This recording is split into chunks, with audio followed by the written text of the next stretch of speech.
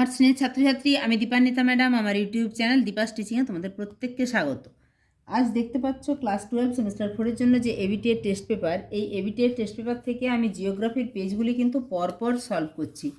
এখানে তোমরা জানো জিওগ্রাফির যে বেঙ্গলি ভার্সনের AC 7, AC 30, AC 50, AC 73, AC 92, AC 104 অর্থাৎ 1, 2, 3, 4, 5, 6টি পেজ অলরেডি হয়ে গেছে। আজকে 7 নম্বর পেজ এবং এর মধ্যে প্রচুর রিপিট কোশ্চেন পাবে। তোমরা একটু দেখে নাও যে তোমাদের যতগুলো বই প্রকাশিত হয়েছে এই নতুন সেমিস্টার সিস্টেমে, প্রত্যেকটি বইয়ের সাহায্য নিয়ে আমি 5 নম্বরের প্রশ্ন শুধুমাত্র গ্রুপ এতে থাকে। 5 নম্বরের প্রশ্নের উত্তর কোন বই থেকে লিখলে তোমরা ভালো নম্বর পাবে সেটা, 3 নম্বরের প্রশ্নের উত্তর কোন বই থেকে ভালো লিখলে সেটা নম্বর পাবে সেটাও তোমাদেরকে জানাবো। এবং 2 নম্বরের প্রশ্নের উত্তরগুলো এভাবেই কিন্তু আমি ডায়েরিতে লিখে দিয়েছি, এটাও রেকর্ডিং করে তোমাদেরকে দেখাবো। তাই অবশ্যই স্কিপ না করে প্রথম থেকে শেষ পর্যন্ত সম্পূর্ণ ভিডিওটা দেখো এবং স্ক্রিনে দেওয়া নম্বরে আমাকে হোয়াটসঅ্যাপ করলে আমি যে প্রাকৃতিক ভূগোলের নোটসটা তোমাদেরকে দিয়েছি, সমস্ত চ্যাপ্টারের সমস্ত টপিক সাব টপিকের উপর নোট আছে, সেই নোটসটা কিন্তু আমি অলরেডি পাঠিয়ে দিতে পারবো। তোমরা দেখতেই পাচ্ছ কতগুলো পেজ জুড়ে 2 নম্বরের প্রশ্ন চলেছে। এখানে কিন্তু part A, part B, part C সবগুলোরই 2 নম্বরের প্রশ্ন আছে। তো চলো আজকে শুরু করা যাক। 120 পেজের এসি 120 পেজের পার্ট এ। তোমরা এখানে দেখো প্রথম প্রশ্ন, এখানে কিন্তু তোমাদের 3টে প্রশ্ন থাকবে, তার মধ্যে একটা প্রশ্ন লিখতে হবে। এখানে অবশ্য 2টি প্রশ্ন আছে। সমুদ্র তরঙ্গের ক্ষয়কার্যের ফলে সৃষ্ট যে কোনো 5টি ভূমিরূপে, তোমাদের যদি মেনশান করে দেয় 5টি ভূমিরূপ, তখন কিন্তু তোমরা 5টি ভূমিরূপ লিখবে। এই কোশ্চেনটা বারবার আলোচনা হয়েছে, পিডিএফ দেওয়া আছে, তাই আমি ডিটেলস আলোচনা করছি না। যেই যে ভূমিরূপগুলো লিখবে সেটা অবশ্যই লেখাচ্ছি, তোমরা দরকার হলে এখান থেকেও কিন্তু স্ক্রিনশট নিয়ে লিখে নিতে পারো। লিখবে সমুদ্র ভৃগু, সংজ্ঞা এবং অবশ্যই উদাহরণ দেবে। তারপরে চলে যাবে পরের ভূমিরূপে। দ্বিতীয় ভূমিরূপ তরঙ্গ কর্তৃত মঞ্চ, সংজ্ঞা দেবে, উদাহরণ দেবে। এই যে সমুদ্রের এক উপকূলবর্তী অঞ্চলে বা যে সমুদ্র উপকূলবর্তী যে খাড়া পাড়, সেখানে প্রথম একটা খাঁজ বা নচের সৃষ্টি হয়। তারপরে সেই খাঁজটা বাড়তে বাড়তে যখন সমুদ্রের দিকে এইভাবে ঝুলে থাকে সেটাকে বলছে ভৃগু।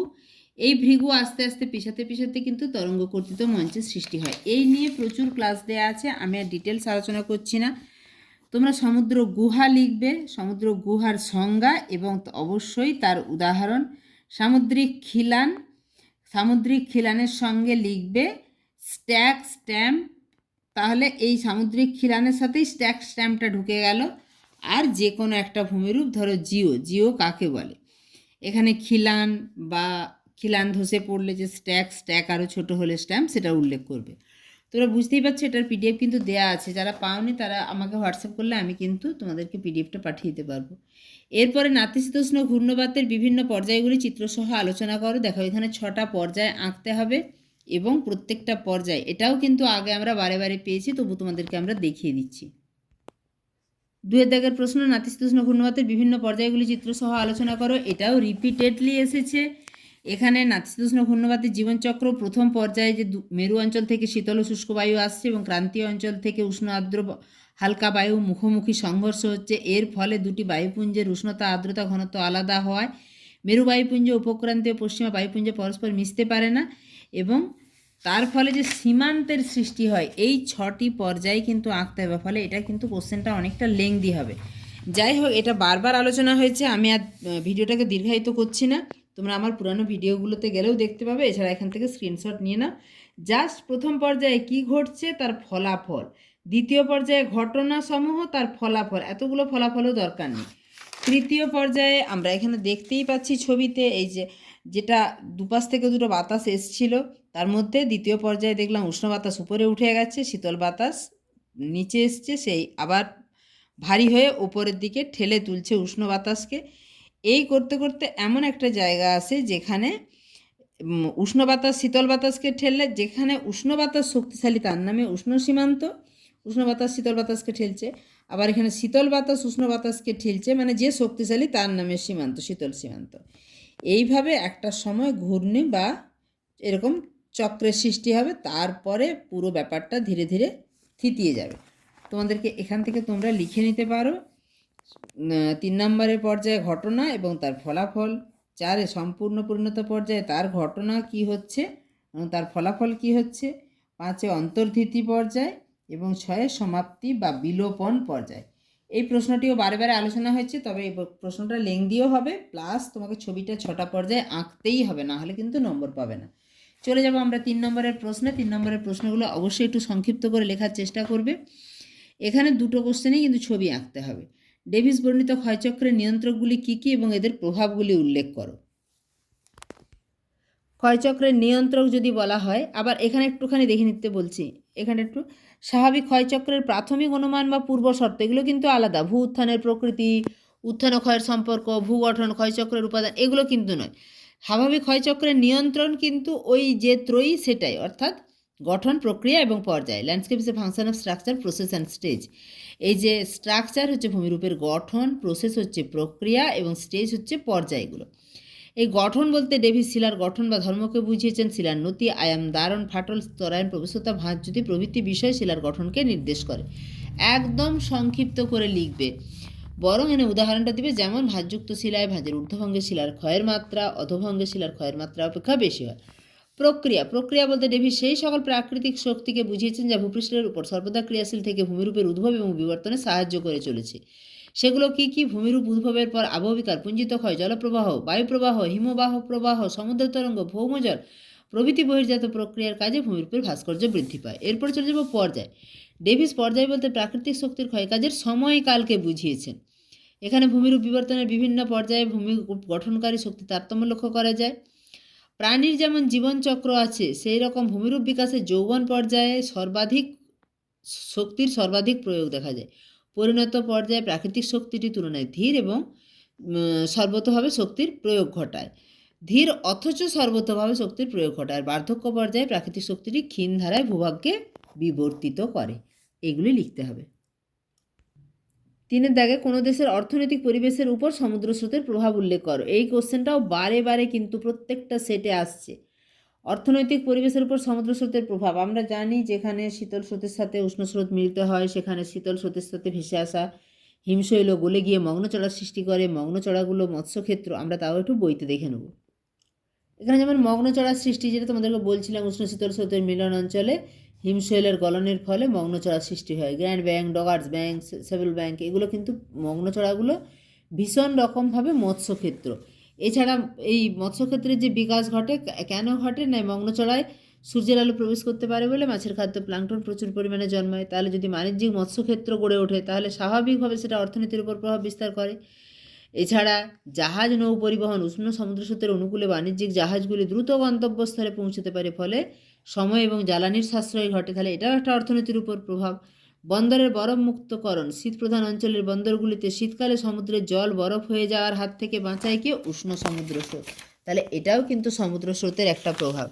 এছাড়া বিদ্যুৎ উৎপাদন করা হয় সমুদ্র স্রোতের উষ্ণতা গতিবেগকে কাজে লাগিয়ে। ফলে এই অর্থনীতির উপর প্রভাবগুলো তোমাদেরকে তুলে ধরতে হবে। এরপরে চলে যাব লাস্ট কোশ্চেন, ইনসিটু সংরক্ষণ এক্সিটু সংরক্ষণের পার্থক্য। এটাও কিন্তু বারে বারে আলোচনা হয়েছে, তাও আমি বইতে দেখিয়ে দিচ্ছি। এটিও 3 নম্বরের প্রশ্ন।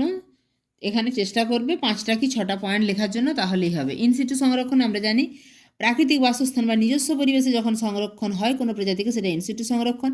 আর নিজস্ব বাসস্থানের বাইরে বেরিয়ে গিয়ে কৃত্রিমভাবে যখন প্রজাতির সংরক্ষণ হয়, তখন তাকে বলে এক্সিটু সংরক্ষণ। প্রকৃতি কীরকম? ইনসিটু সংরক্ষণের প্রকৃতি বিপন্ন, বিপদসংকুল, বিরল উদ্ভিদ প্রাণী প্রজাতি সংরক্ষণ করা হয়। আর এক্সিটু সংরক্ষণে অতি বিপন্ন বা গৃহপালিত জীব প্রজাতি সংরক্ষণ করা হয়। সংরক্ষণ পদ্ধতি বায়োস্ফিয়ার রিজার্ভ, জাতীয় উদ্যান, অভয়ারণ্য এগুলো হচ্ছে ইনসিটু। আর এক্সিটু হচ্ছে চিড়িয়াখানা, উদ্ভিদ উদ্যান যেমন বোটানিক্যাল গার্ডেন, এছাড়া জিন ব্যাংক, বীজ ব্যাংক এগুলো হচ্ছে এক্সিটু সংরক্ষণ। উদ্দেশ্য, প্রধান উদ্দেশ্য জীববৈচিত্র্য সংরক্ষণ। আর এক্সিটু সংরক্ষণের প্রধান উদ্দেশ্য হচ্ছে সংরক্ষণ, শিক্ষা ও গবেষণা। খাদ্য শৃঙ্খল, জীব প্রজাতির খাদ্য শৃঙ্খল স্বাভাবিক প্রকৃতির, এক্সিটু সংরক্ষণে খাদ্য শৃঙ্খল গড়ে ওঠে না। যেমন ধরো বাঘকে চিড়িয়াখানায় খেতে দেওয়া হচ্ছে, সেখানে তো কোনো শৃঙ্খল গড়ে ওঠার ব্যাপার নেই। যেরকমভাবে অরণ্যে আমরা দেখি ঘাস খাচ্ছে হরিণ, হরিণকে খাচ্ছে বাঘ, সেরকম কোনো শৃঙ্খল গড়ে ওঠে না। বিস্তৃতি, বিস্তৃত অঞ্চল জুড়ে এই সংরক্ষণ ক্ষেত্রগুলি গড়ে ওঠে। আর এক্সিটু সংরক্ষণে অপেক্ষাকৃত কম বিস্তৃত অঞ্চল জুড়ে সংরক্ষণ ক্ষেত্র গড়ে ওঠে। তাহলে এই পয়েন্টগুলো দিলেই হবে। এবার চলে যাব 2 নম্বরের প্রশ্নে, যেগুলোর উত্তর আমি ডায়েরিতে লিখে দিয়েছি। প্রশ্নগুলি হচ্ছে সমুদ্রবক্ষের বিস্তৃতির 2টি কারণ লেখো। দেখো, সমুদ্রবক্ষের বিস্তৃতির কারণ সমুদ্রবক্ষের বিস্তৃতির প্রমাণ, এগুলো একদম 3 নম্বরের প্রশ্নের মতো অনেকবার আলোচনা হয়েছে। তাও একটুখানি দেখিয়ে দিচ্ছি। বারখান বালিয়াড়ি কীভাবে সৃষ্টি হয়, কর্তিত নদীবাগ কী, রেড ডেটা বুক কী। সমুদ্রবক্ষের বিস্তৃতির দুটো কারণ লিখবে, মহাসাগরীয় ভূত্বকের গলন আর হচ্ছে ম্যাগমার বহিঃস্রোত। দুটি কারণ বলে দিয়েছে এখানে। মহাসাগরীয় ভূত্বকের গলন, ভূগর্ভে সৃষ্ট গরম পরিচালন স্রোতের ঊর্ধ্বমুখী অংশ যখন মহাসাগরীয় ভূত্বকের নিচে এসে আঘাত করে তখন সেখানে মহাসাগরীয় ভূত্বক গলে যায় এবং তাতে ফাটল সৃষ্টি হয়। দ্বিতীয় কারণ ম্যাগমার বহিঃস্রোত, মহাসাগরীয় ভূত্বকীয় ফাটল বা চ্যুতিরেখা দিয়ে ঊর্ধ্বমুখী পরিচালন স্রোতের চাপে ম্যাগমা বেরিয়ে আসে। এই ম্যাগমা ফাটলের দুদিকে জমা হয়ে মধ্য মহাসাগরীয় শৈলশিরা ও অন্যান্য শৈলশিরা তৈরি করে। চলে যাব পরের প্রশ্ন। 2 নম্বরের প্রশ্নগুলি কিন্তু এইরকম একটু ছোটো ছোটো করে লিখলেই হবে। বারখান বালিয়াড়ি কীভাবে গঠিত হয়? আমরা জানি বায়ুর গতির পথে, বায়ুর যে প্রবাহিত হচ্ছে, বায়ুর গতিপথের সঙ্গে যদি আড়াআড়িভাবে, অর্থাৎ এভাবে বাতাসটা প্রবাহিত হচ্ছে, এইভাবে আড়াআড়ি যখন বালি সঞ্চয় হয় তখন তাকে বলছে কি তির্যক বালি। এই তির্যক বালিয়াটাই যখন অর্ধখানা চাঁদের মতো বা অর্ধচন্দ্রাকৃতি হয় তখন তাকে বারখান বলে। তাহলে তির্যক বালিয়াড়ি অর্ধচন্দ্রাকৃতির হলে তাকে বারখান বলে। বায়ুপ্রবাহের দিক উত্তল হয় এবং পেছনের দিক অবতল। এই যে বায়ুপ্রবাহের দিকটা উত্তল এবং পেছনের দিক অবতল হলে বারখান গঠিত হয়। এটা ছোট্ট করে ছবি এঁকে দেখিয়ে দেবে। কর্তিত নদী বাঁক কি? পরিণত বার্ধক্য অবস্থায় নদী বড় বড় বাঁক নিয়ে প্রবাহিত হয়। এরূপ অবস্থায় নদী পুনর্যৌবন প্রাপ্ত নদী বাঁকের মধ্যেও উল্লম্বভাবে কেটে বসে যেতে পারে, আবার পার্শ্বক্ষয় করে সরতেও পারে। এইভাবে উল্লম্ব বা পার্শ্বক্ষয় দ্বারা প্রাচীন নদী বাঁকের মধ্যে নবীন নদী বাঁকের কেটে বসে যাওয়াকে কর্তিত বা ক্ষুদিত নদী বাঁক বলে। লাস্ট প্রশ্ন, রেড ডেটা বুক কি? এটা আমরা বারে বারে পেয়েছি। আন্তর্জাতিক প্রকৃতি এবং প্রাকৃতিক সম্পদ সংরক্ষণ সংস্থা IUCN 1964 সালে পৃথিবীর বিপন্ন উদ্ভিদ ও প্রাণীদের বিলুপ্তির সম্ভাবনা অনুযায়ী একটি তালিকা পুস্তক আকারে প্রকাশ করেন। কাদের তালিকা? পৃথিবীর বিপন্ন উদ্ভিদ ও প্রাণীদের বিলুপ্তির সম্ভাবনা অনুযায়ী একটি তালিকা প্রকাশ করেন, সেটাকেই বলে রেড ডেটা বুক। তাহলে বুঝতেই পারছো কত গুরুত্বপূর্ণ আলোচনা। অবশ্যই তোমরা বন্ধুদের মাঝে শেয়ার করে দিবে, তারাও যাতে এই গুরুত্বপূর্ণ নোটস বা ভিডিওটা পেতে পারে। একটা লাইক করে দিও, চ্যানেলে নতুন হলে সাবস্ক্রাইব করে পাশে থেকো পরবর্তী ভিডিওর জন্য।